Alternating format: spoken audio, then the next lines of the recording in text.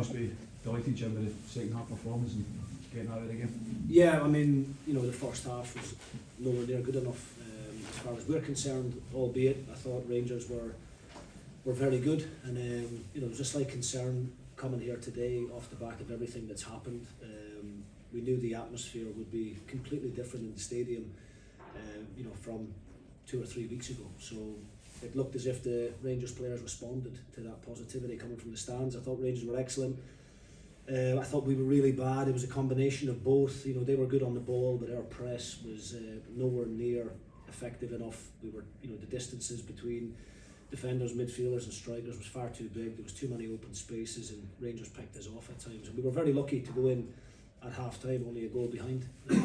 We were able to get that message onto the players at half time, and they took that on board, and I thought we looked a completely different team in the second half. We were a bit more aggressive, we were a bit more on the front foot, we picked up far more second balls in the middle of the pitch, and I thought we grew into the game in the second half. Obviously, getting the equaliser was important.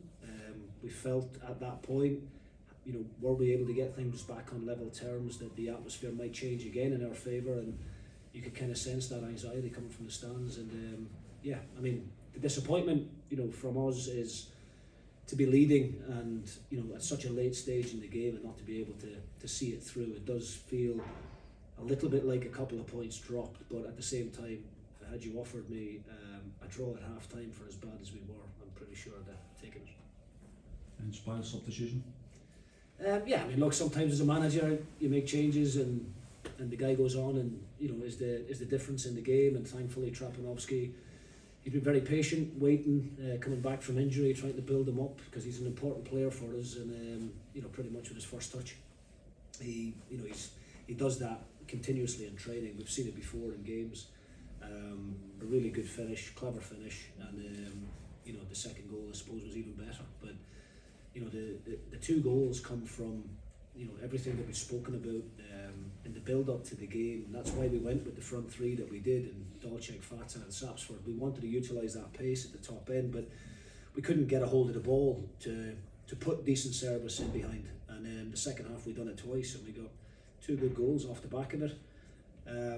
It's much better and much improved second half performance. The big thing for us is we need to start games like that and play for 90 minutes like that, because recently we've been letting the first 45 minutes pass us by for whatever reason. It's very hard to put your finger on it. The message doesn't change in the build up to the game, but we've been giving teams a goal advantage of late and then having to a mountain to climb to get ourselves back in the game. But consistency is the big thing for us. Jim, you spoke about the atmosphere just changing a wee bit. Like when you got the leveller, did you just sense the tide turning in your favour? Yeah, look, it's the same. It's not just here at Ibrox, it's not just the Rangers supporters. It's the same when you go to Parkhead, Tynecastle, Easter Road, all these things. As an away team, you've got to try and use to your advantage, and you've got to try and, build a bit of pressure on the home team. And, Rangers, as I said, could have been 3 or 4-0 up at half time, and I don't think we could have had too many arguments. Said to the players that we were very lucky just to be a goal behind, and while it was still 1-0, we were very much in the game. And could we go out and get that next goal? And thankfully we did. But look, it was before the game. It would have been a decent point. The fact that we were leading, so late on and not being able to hang on is the major disappointment. And that's not the first time, unfortunately, this season that's happened. I think we've got one of the youngest squads in the league this year, and there's maybe a little bit of inexperience and naivety within that. We were leading against Vienna in Europe, we were leading against Hearts at home 2-1, we were leading against Hibs at Easter Road, and in all of those games we never went on to win. And today's the same. So we need to learn quickly as a group, myself included in that, and we need to stop dropping these points, because come the end of the season it could be very important. Jim, Craig Sybil's had to be quite patient of late. What does it say about his personality that he's been able to come in and have such a big impact? Yeah, look, we know what Sibs can bring to the team. He's a really important player within the group since I came to the club. Obviously, we renewed his contract, and he knows what I think of him, as an individual and as a teammate. But the squad is going to be really important. We haven't had, the ability since the start of the season to really have competition for places. We had to ask a lot of a small group of players at the beginning of the season, given the injuries that we had stacked up. But now we're starting to get players off the treatment table. We're starting to get a bit healthier, and you can see the options now within the squad. And to be able to make the kind of changes that I was able to make today and not weaken the team is credit to the group and to the recruitment that we've done.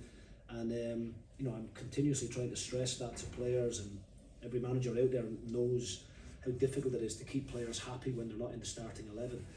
But because we performed well in the second half, it doesn't mean things won't change again next week, because we play against St Mirren, who arguably the most physical team in the league, and we might need to bring a bit of strength and a bit of resilience back into the starting 11. But I've certainly got those options available to me now at the moment, which is great. And I know the goal scorers will hit the headlines, but for your goalkeeper, because at half time that game could be out of sight if it wasn't for the any. Yeah, definitely.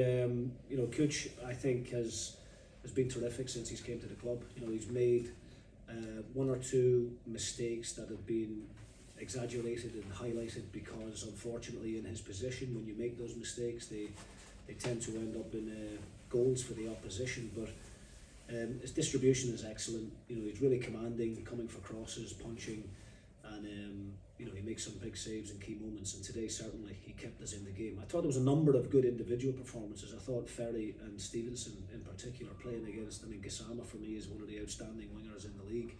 And he, Lucas Stevenson, done a terrific job up against him, as did Ferry on the other side against Ant-Man. But it's probably not fair sometimes to name individuals, because collectively as a group, the boys showed great character today. And as I said, later on in the season, this might prove to be a really valuable play. Thanks, John. All right, thanks, lads. Yes, See you soon.